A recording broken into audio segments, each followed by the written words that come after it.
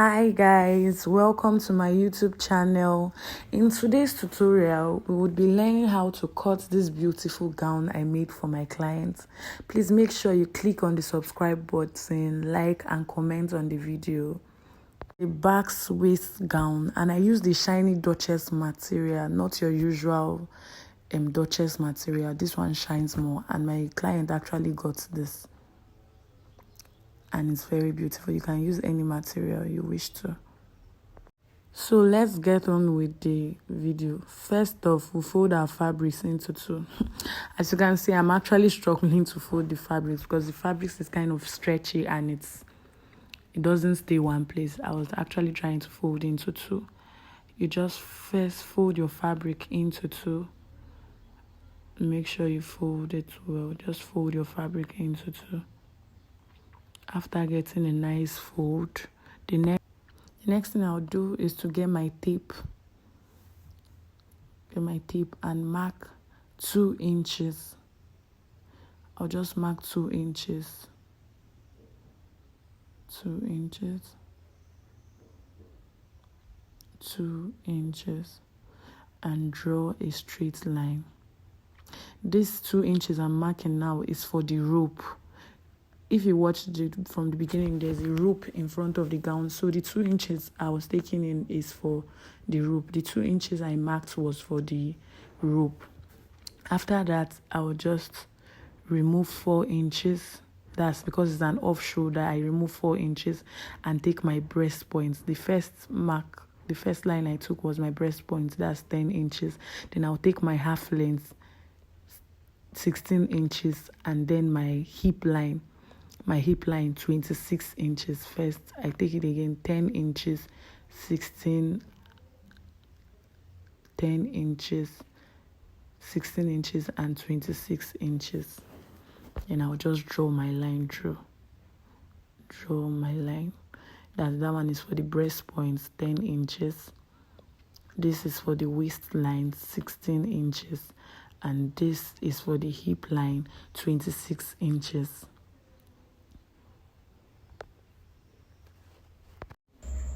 The next thing I'll do is just to label my lines, the lines I've drawn. And that's the breast point, BP. And this is the waistline, WL. And that is the hip line, HL. Then the first line I didn't label is actually for the rope. Breast point, waistline, and hip line.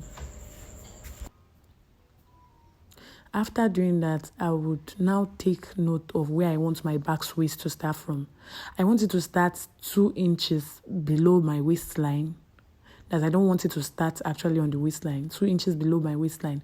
And also 2 inches after my hip line. 2 inches below my waistline and 2 inches after my hip line, because it's actually a long curve. It's a long curve, so I'll just draw my line and join it.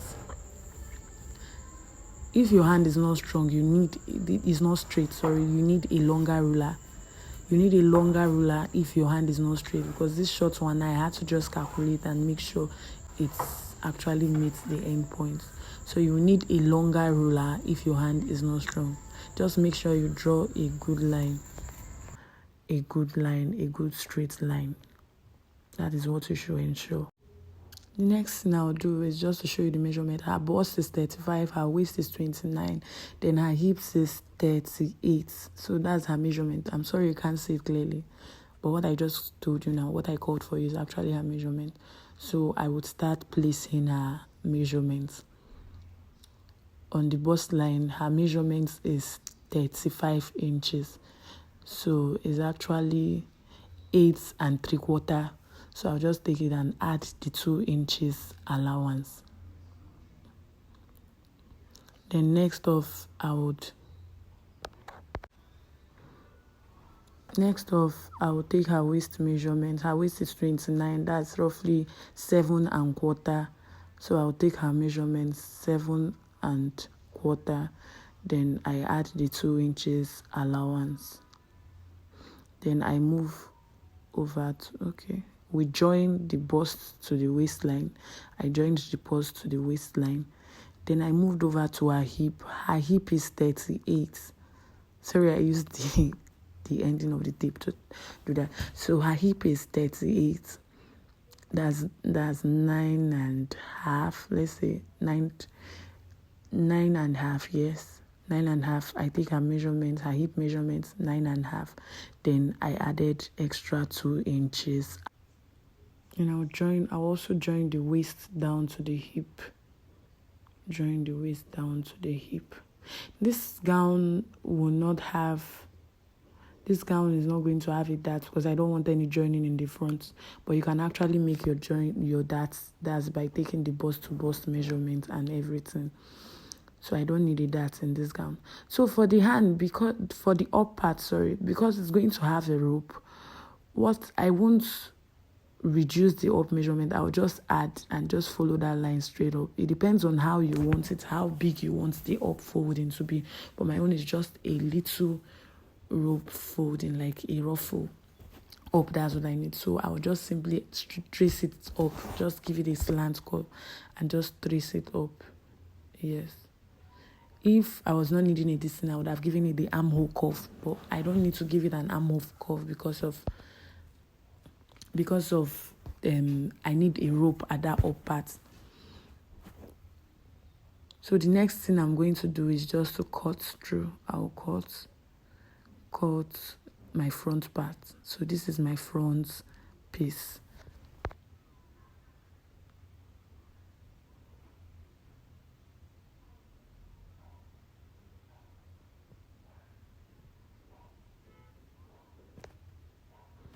I just cut through and name it my front.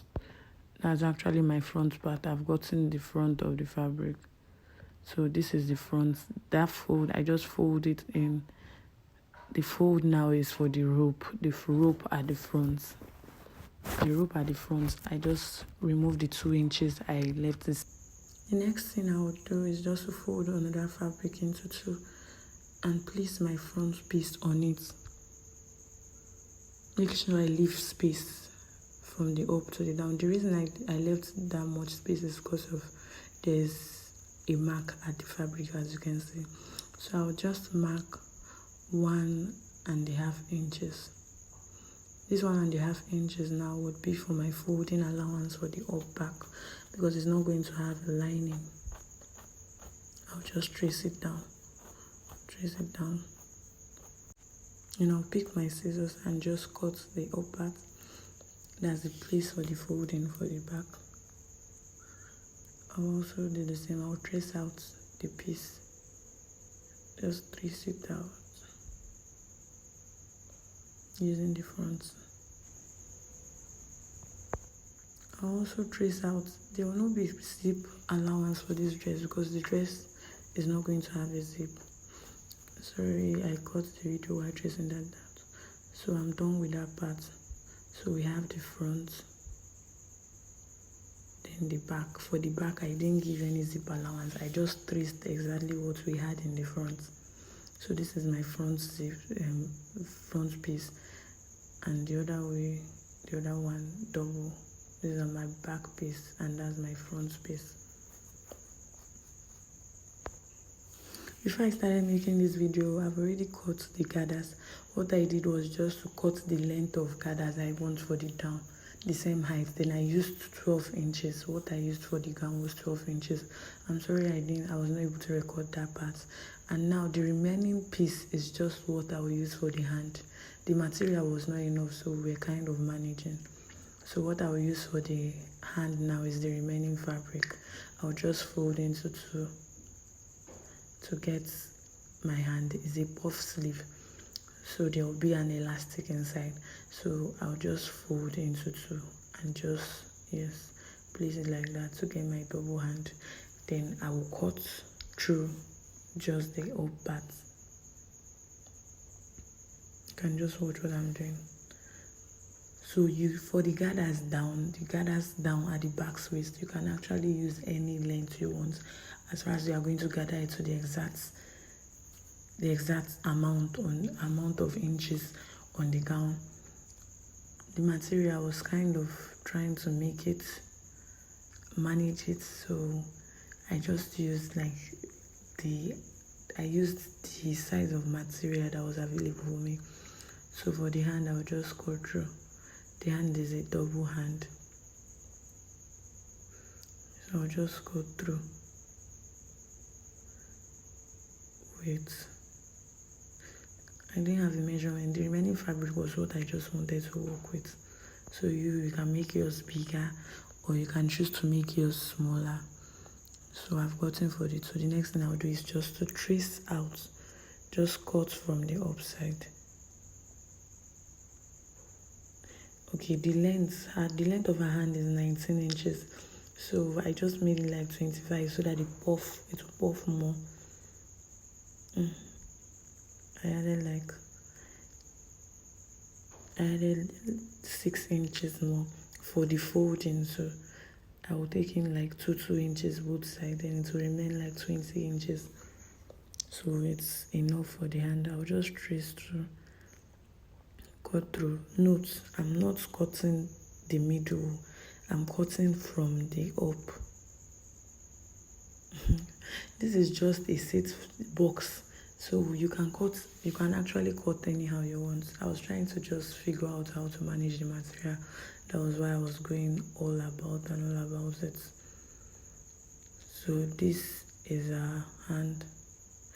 Please ensure you like and you subscribe to my YouTube channel. So the two I'm showing you now is for the hand. The hand. If you want to watch how I made this dress, you can subscribe and watch my next video. Yes, this one now I'm showing you, this straight fabric is for the gathers. So I used 12 inches in length for the gathers. The width you can use any size you want. It depends on how full you want the gathers to be and the fabric you are working on. So this is the back piece, and this is the second back piece also. And then we have our front piece. The next thing we'll do is just to move to the sewing machine and join it and have a wonderful outcome. So this is the outcome after I joined it. If you want to learn how to join and sew perfectly, just subscribe to my YouTube channel so that you'll be notified when I post the sewing tutorial, because I'll be posting the sewing tutorial too. Thank you for watching. See you in my next video. Bye.